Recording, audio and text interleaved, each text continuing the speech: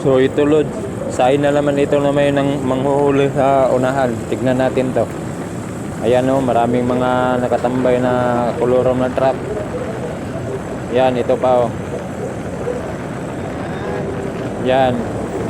Halata talaga Lord na may manghuhuli ng mga traffic enforcer sa unahan yan. Yan o, halatang halata Lord. Mga kolorom yan Lord. Nakatambay sa kilid ng daan. Yan.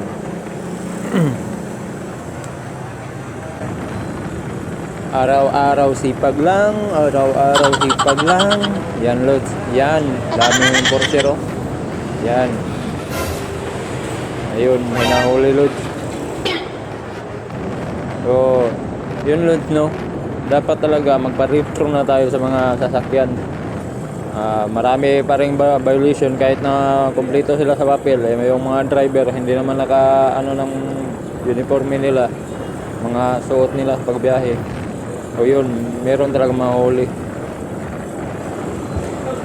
So ayun mga Lods no, muli kong ipaalala sa inyong lahat na kailangan talaga tayo magpa-retro ng ating mga sasakyan o motor bago natin ibiyahe sa kalsada. Kasi hindi natin alam na meron talagang manghuhuli.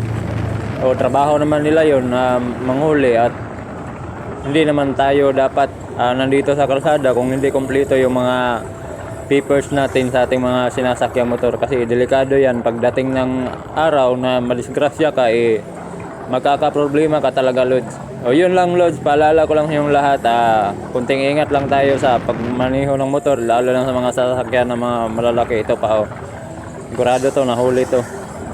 O yun Lods no, kunting ingat lang lahat at God bless sa inyong lahat. Thank you.